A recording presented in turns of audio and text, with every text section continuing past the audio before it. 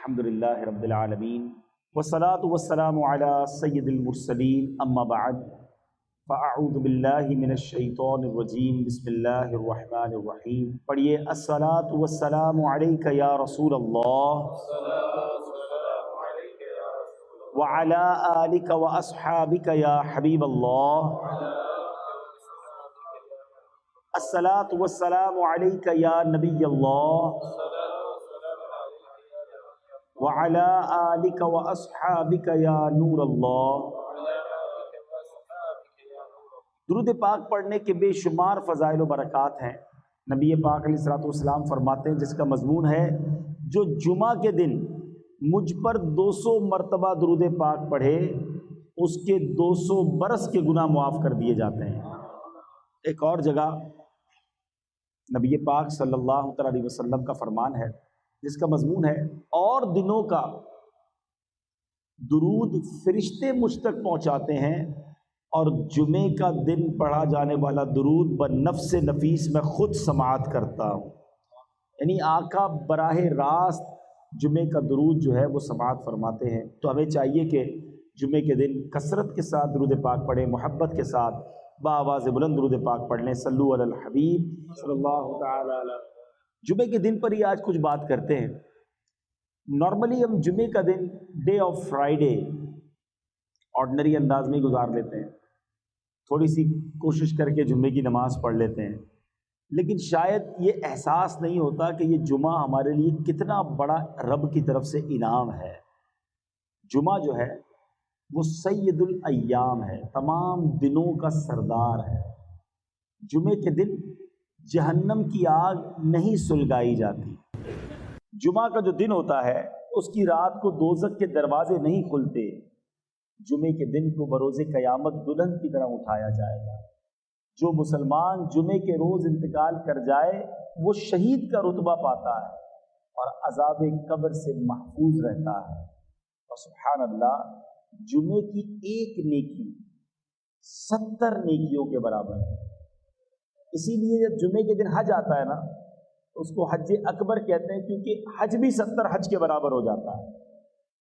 ایسی کوئی اسکیم آ جائے، ایسا کوئی معاملہ ہو جائے کہ یار فلاں دنوں کے لیے کوئی اسکیم ہے، یہ کام کرو گے تو پیسے ڈبل ہو جائیں گے. فلاں ملک میں ٹیکس کم ہو گیا تو وہاں سے گاڑی منگوا لو. فلاں ملک میں نیا ماڈل آیا ہے تو ادھر کوشش کرو تو زیادہ پیسے بچ جائیں گے. ہم کاروبار میں جہاں جب پروفٹ نظر آتا ہے ادھر کوشش زیادہ کرتے ہیں. کئی کلومیٹر دور جا کر بھی اگر کسی اسٹور پر سیل لگی ہوئی ہو کہ 50% ڈسکاؤنٹ ملتا ہے تو ہم ادھر جا کے لیتے ہیں کہ یار فائدہ ہے.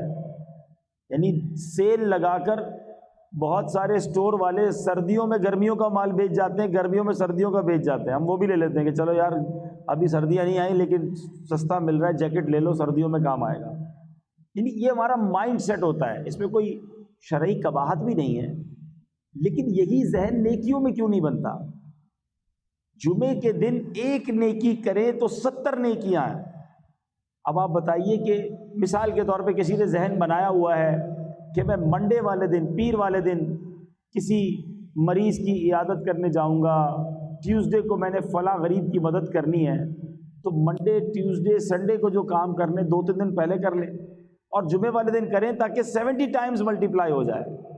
تو اگر میرا اور آپ کا یہ نیکیاں کمانے کا ذہن بن جائے نا تو انشاءاللہ ہم بہت ساری نیکیاں اکٹھا کر سکتے ہیں اور یہی نیکیاں آخرت میں کام آنی. یاد رہے مرنے کے بعد کفن میں جیب نہیں ہوگا اور قبر میں تجوری نہیں ہوگی. میرے اور آپ کے ساتھ جو جائے گی نا چیز وہ ہمارے اعمال ہی جائیں گے. یہ ہمارا سارا سرمایہ، سارے ہمارے ویزے، پاسپورٹ، ہماری جو بھی دنیا ہے وہ یہی رہ جائے گی. بلکہ بڑی خوبصورت بات کتابوں میں لکھی کہ جب انسان کا انتقال ہوتا ہے تو گھر والے آپس میں بات کرتے ہیں، ایک دوسرے سے پوچھتے ہیں کہ بتاؤ مرحوم نے پیچھے کیا چھوڑا ہے. مگر فرشتے جب بندہ قبر میں جاتا ہے تو آپس میں یہ گفتگو کرتے ہیں کہ بتاؤ مرحوم نے آگے کیا بھیجا ہے. اصل چیز وہ نیکیاں ہیں جو ہم نے آگے کے لیے جمع کر رکھی ہیں. اللہ کی رحمت سے ہر ہفتے میں ایوری ویک ہمیں ایک دن ملتا ہے جس میں ہم خوب نیکیاں کما سکتے ہیں. ہمارے بزرگان دین ہر جمعے تلاش کر کر کے نیکیاں کرتے تھے. ہمیں بھی یہ ذہن بنانا چاہیے. اور جمعے کے دن کی اہمیت کا اندازہ اس بات سے لگائیں کہ اس دن کی اہمیت اتنی ہے کہ اللہ تعالیٰ نے اس دن کی فضیلت بیان کرنے کے لیے قرآن میں ایک پوری سورت سورہ جمعہ کے نام سے نازل فرمائی ہے. ایک پوری سورت کا نام ہی سورہ جمعہ ہے. اور اس میں ارشاد باری ہوتا ہے, اس کا ترجمہ کیا ہے؟ اے ایمان والو, جب نماز کی اذان ہو جمعہ کے دن تو اللہ کے ذکر کی طرف دوڑو اور خرید و فروخت چھوڑ دو, یہ تمہارے لیے بہتر ہے اگر تم جانو. تو جمعہ کے لیے سب سے اہم کام نماز جمعہ ہے. کہ حدیث پاک کا مضمون ہے کہ جمعہ کے دن جو سب سے پہلے آتے ہیں وہ ایسے ہیں جیسے جنہوں نے اللہ کی راہ میں اونٹ صدقہ کیا ہو. یعنی آپ سوچیں کہ ہر جمعے اونٹ قربان کرنا آسان تو نہیں ہے, لیکن ہر جمعے آپ اونٹ صدقہ کرنے کا ثواب کما سکتے ہیں جو سب سے پہلے آتے ہیں. اس کے بعد آنے والے ایسا ہے جیسا اس نے گائے صدقہ کی ہو. اس کے بعد آنے والا ایسا ہے, نبی پاک فرماتے جیسے بکری صدقہ کی ہو. اس کے بعد آنے والا ایسا ہے جیسے مرغی صدقہ کی ہو. اس کے بعد آنے والا ایسا ہے جیسے انڈا صدقہ کیا ہو. یعنی ثواب کم ہوتا جائے گا. تو ہمیں کیا کرنا چاہیے کہ کام کاج چھوڑ کر اہتمام کے ساتھ جمعے کے دن جلدی مسجد میں آ جائیں. اور ماشاءاللہ اس سے ایک اور فائدہ یہ بھی ہوگا کہ جو بیان ہو رہا ہوگا وہ بھی سننے کو ملے گا, علم دین بھی ملے گا, اور راہ خدا میں اونٹ صدقہ کرنے کا ثواب بھی مل جائے گا. تو جمعے کے دن کی تیاری ہونی چاہیے. اچھا, اسی طرح جمعے کے دن جہاں نیکیاں 70 بار ملٹیپلائی ہو جاتی ہیں نا, اور یہ اللہ کی شان ہے کہ اس دن کا مرتبہ بہت بڑا ہے, تو پھر گناہ بھی ملٹیپلائی بائی 70 ہو جاتا ہے. جمعے کے دن گناہ سے بچنا ہے. عام دنوں میں بھی بچنا ہے مگر جمعے کے دن زیادہ بچنا ہے. یعنی مثال کے طور پہ اگر کوئی شخص رمضان میں گناہ کرتا ہے تو ہم کیا کہتے ہیں, یار رمضان کے مہینے میں گناہ کر رہے ہو, یہ تو نیکیاں کمانے کا مہینہ ہے. مکہ شریف میں جا کر ایک نیکی 1,00,000 نیکی کے برابر ہے, مگر ادھر گناہ بھی 1,00,000 کے برابر ہے. جس چیز کی تعظیم زیادہ ہوگی نا, اس گھڑی میں, اس مقام میں, اس مہینے میں گناہ بھی زیادہ ناپسندیدہ ہوگا, اس کی سزا بھی زیادہ ہوگی. تو جمعے کے دن بالکل آپ نے اپنے آپ کو گناہ سے بچائے رکھنا ہے کہ کہیں ایسا نہ ہو کہ عبادت تو نہ کر سکے اور الٹا گناہ گار ہو جائیں. ہمارے گناہوں کا میٹر چلتا رہے. اللہ پاک مجھے اور آپ کو گناہوں سے محفوظ فرمائے, گناہ کرنے سے ہم سب کو بچائے رکھے.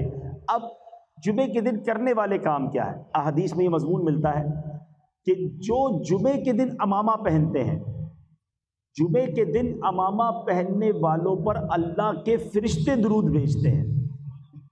تو کوشش کریں کہ کم از کم جمعے کے دن امامہ پہن لیا کرے. اپنے آفس میں رکھ لے امامہ شریف اور جمعے کے دن پہن لیا کرے. ایک اور روایت میں آتا ہے کہ جمعے کے دن جو امامہ پہنتا ہے بغیر امامے کے 70 جمعوں کے برابر اسے ثواب ملتا ہے. 70 ٹائمز مور برکتیں ملتی ہیں. جمعے کے دن ناخن کاٹے جائیں تو تنگ دستی دور ہوتی ہے, روزی میں برکت ہوتی ہے. یہ سنت بھی ہے. یاد رہے کہ ناخن 40 دن سے زیادہ نہیں بڑھنے چاہیے, اور جمعے کو کاٹیں تو انشاءاللہ اس سے تنگ دستی دور ہوگی, روزی میں برکت ہوگی انشاءاللہ. تو اللہ پاک ہمیں نیکیوں کا حریص بنا دے. دنیا کے مال, دنیا کے کاروبار کی لالچ تو ہمیں ہوتی ہے, لیکن نیکیوں کی اگر لالچ ہو جائے نا, پتہ چل جائے کہ کہاں سے کیسے بڑی نیکی ملے گی, تو فوراً اسے حاصل کرنے پہنچے. صحابہ کرام کو بڑا شوق تھا, یعنی وہ نیکیاں تلاش کر کے نیکیاں حاصل کرنے کی فکر کرتے تھے. اب حضرت عثمان غنی کی مثال لیجئے کہ کتنے بڑے صحابی ہیں. آپ ذوالنورین ہیں, عشرہ مبشرہ میں ہیں, اور یقینی جنتی ہیں. نبی پاک سے 2 بار جنت خریدی. اتنی ساری نیکیاں ہونے کے بعد ہم جیسا آدمی تو کہے بہت ہو گیا, اب اتنی ساری نیکیاں تو ہو گئی, مگر صحابہ کرام رکتے نہیں تھے. ایک بار نبی پاک علیہ الصلوۃ والسلام نے مدینے کے لوگوں کو پانی کی ضرورت تھی, تو جو کنواں والا شخص تھا اس سے کہا کہ یہ کنواں مجھے دے دو اور اس کنویں کے بدلے جنت میں کنواں لے لو. وہ شخص کہتا ہے حضور میرا یہی کاروبار ہے, میرا کام چلتا ہی اسی سے ہے, میں اسی پانی کو بیچ کر گھر والوں کا معاملہ کرتا ہوں. تو اس نے آفر کو قبول نہیں کیا. کسی طرح یہ خبر حضرت عثمان غنی کو پہنچ گئی.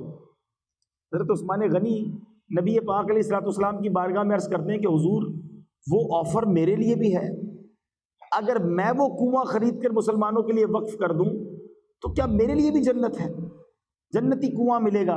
نبی پاک نے فرمایا اے عثمان یہ آفر یہ تمہارے لیے بھی ہے۔ حضرت عثمان نے وہ کنواں جس قیمت میں اس نے دیا خریدا اور مسلمانوں کے لیے وقف کر دیا۔ تو پتہ چلا کہ صحابہ کرام کو موقع ملتا، چانس ملتا کہ ادھر نیکی ہو سکتی ہے، وہ فوراً وہ نیکی کرنے کی کوشش کرتے تھے۔ ہم کاروبار کے لیے تو واقعی اتنے جس کو کہیں کہ ایگریسو ہیں کہ جیسے ہی موقع ملے کہ یہ کام کر لو ہم کر لیتے، اس ملک میں پہنچ جاؤ۔ اب دیکھیں نا اتنے سارے پاکستانی یہاں پہنچ گئے، میں دنیا میں جدھر جاتا ہوں ایسے ایسے ممالک ہیں وہاں بھی لوگ پہنچے ہوئے، موقع ملا، چانس ملا، دنیا نظر آئی، پہنچ گئے۔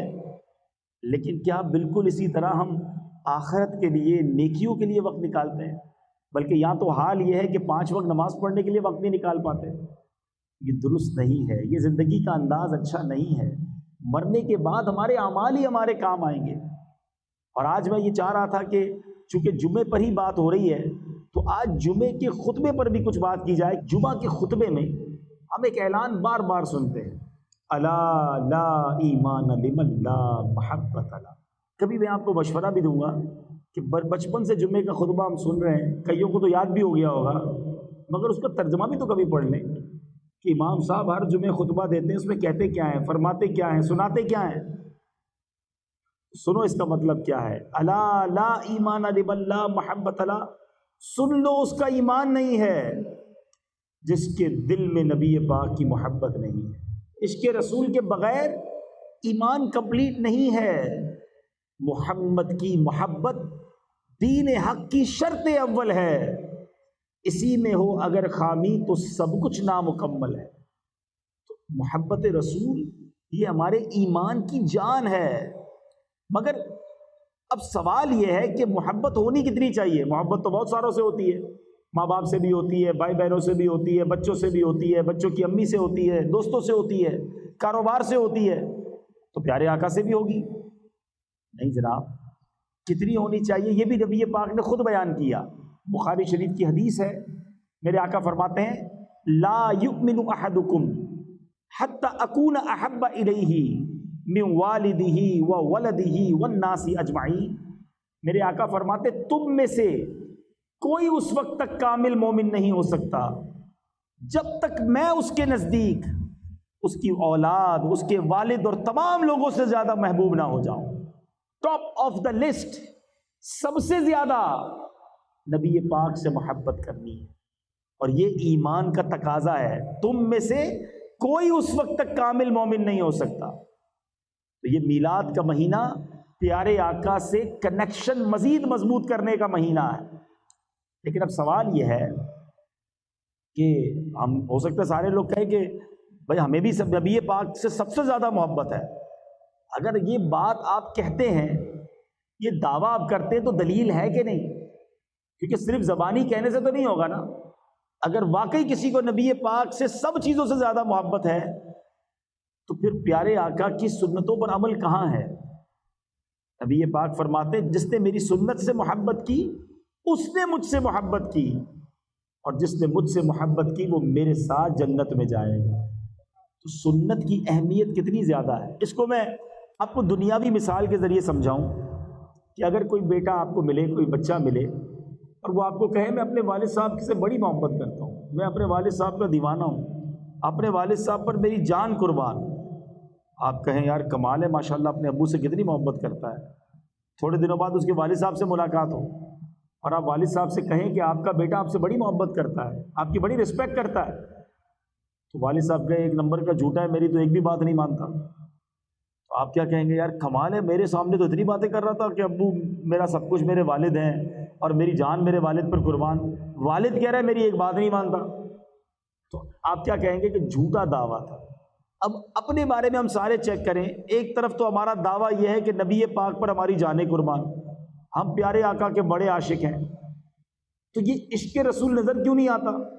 نہ چہرے پہ نظر آتا ہے، نہ لباس میں نظر آتا ہے، نہ باتوں میں نظر آتا ہے، نہ کاروبار میں نظر آتا ہے۔ کیا نبی پاک کا عاشق جھوٹ بول سکتا ہے؟ کیا نبی پاک کا امتی کسی کو دھوکہ دے سکتا ہے؟